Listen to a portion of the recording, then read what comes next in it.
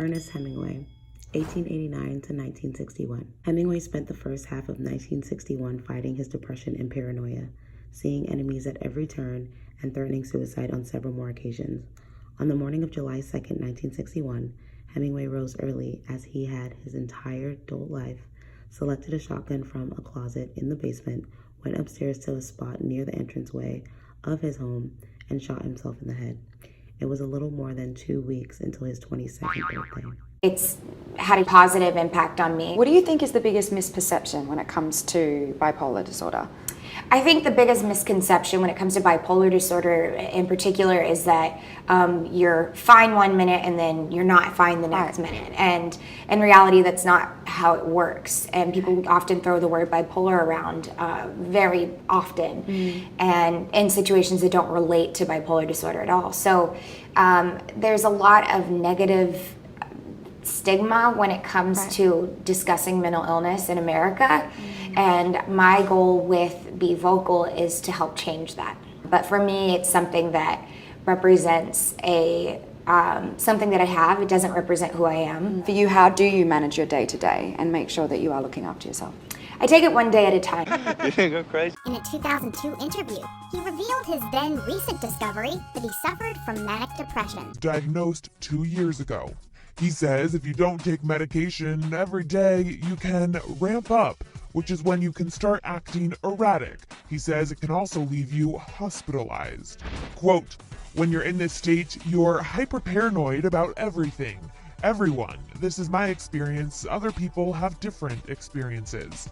You feel the government is putting chips in your head. You feel you're being recorded. You feel all these things. Kanye goes on to talk about the stigma surrounding the disease. Quote, this is like a sprained brain, like having a sprained ankle. And if someone has a sprained ankle, you're not going to push on him more. With us, once our brain gets to a point of spraining, people do everything to make it worse. I've had it with people blatantly treating my husband a certain way and making him look a certain way. His bipolar disorder. Pete Wentz has revealed how his family and music has helped him manage his ongoing battle with bipolar disorder. The musician, who is known for being the bassist and backup vocalist in the rock band Fall Out Boy. That it's increasingly difficult to be alive, whether you look at the opioid crisis in America or the suicide crisis or the amount of people in prisons or the mental health epidemic. I suppose when someone famous and apparently successful commits suicide, we're reminded that fame and success can't make you happy. Suicide, I suppose, along with homicide, is mental illness's most severe conclusion. It's irreversible.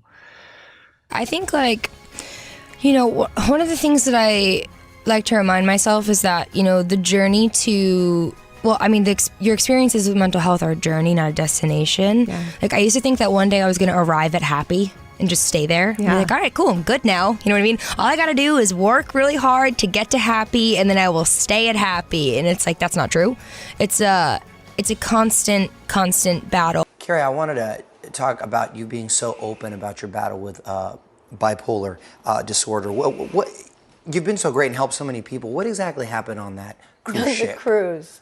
My medication had a little problem with itself, and I happened to be on stage with one of my dogs who, it was a very eccentric moment, but you have problems with medication, and you can have, and it's just something, it's just a balance issue, which I went out of balance in public. After being diagnosed with bipolar disorder at the age of 25. While talking with Mark Maron, Harper went on to say, I've been medicated bipolar for a long time, and I've had problems going on and off. I've had a struggle going on and off the medications. Since then, the Emmy nominee says he's learned how to manage his disorder, adding, I need to, like, eat a cheeseburger and just smoke cigarettes and hang out. If I write the self-help book, it's going to be like, sit on the couch and play some video games. Her own personal battle with bipolar disorder. In terms of your own personal problems with this issue, will you talk to your children about it? Sure I will, if they're even interested in it. In America, it's much more open. In Britain, we have that kind of stiff upper lip, you know, keep calm, carry on, get over it. What are you, nuts? Churchill had an incredible amount of energy. And on the other hand, he had the foresight and the ability to accomplish just about anything he touched. Now, in his family history, there was a strong bipolar alcoholic trend, went through the Churchill family for 3 or 4 generations.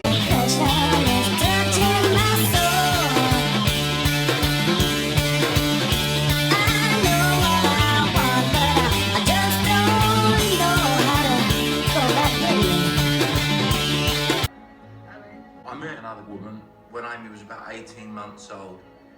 We worked together, we were having an affair. But another 8 or 9 years were to pass before I left home. I was a coward. But I felt that Amy was over it pretty quick. I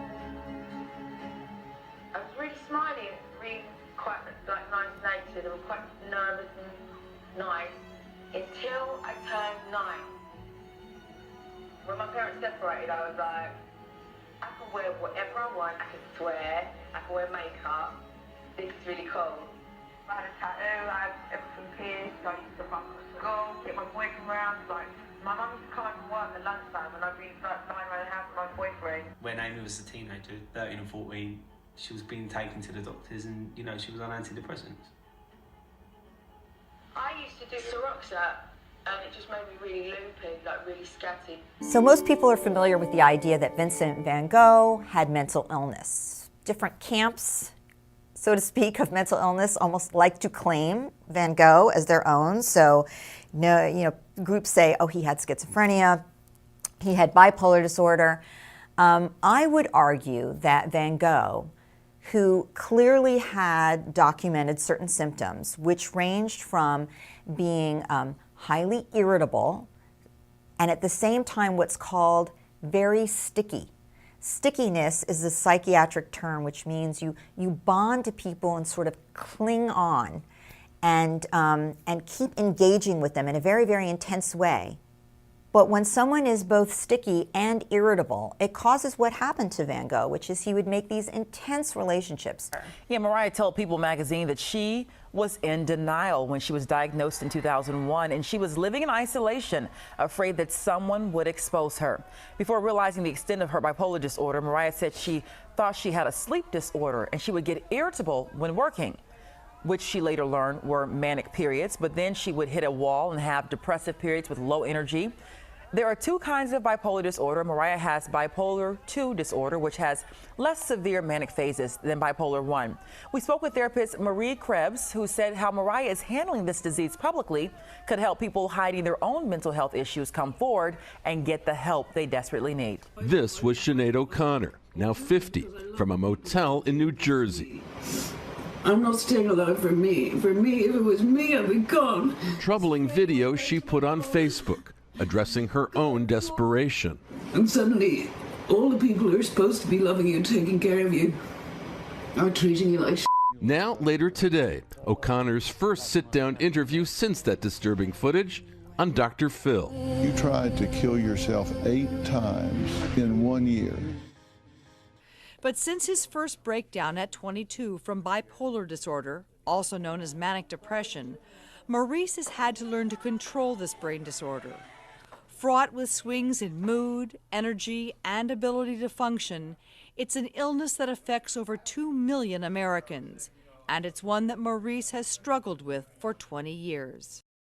First time life spun out of control. Yeah. When you threatened your mom. Yes. You were institutionalized. Yes. What was it like as a young man, suddenly finding yourself in a hospital? I was broken. So they'd come in, like I remember my dad coming in and he'd had tears in his eyes, and whatever I was feeling was scaring me so much. I'm like, Mom, Dad, anybody, get me out, help me, please. I didn't understand why I felt so sick. Now I know why. She went on to say, I'm bipolar and I'm not ashamed anymore. It might be nice to eventually start playing acoustic guitars and be thought of as a singer and a songwriter rather than a grunge rocker, you know? because then I might be able to take advantage of that when I'm older and sit down on a chair and play acoustic guitar like Johnny Cash or something, you know, and it won't be a big joke, but who knows. I don't know what other singers feel when they articulate lyrics, but being an 18-karat manic depressive and having lived a life of violent emotional contradictions, I have an over-acute capacity for sadness as well as elation.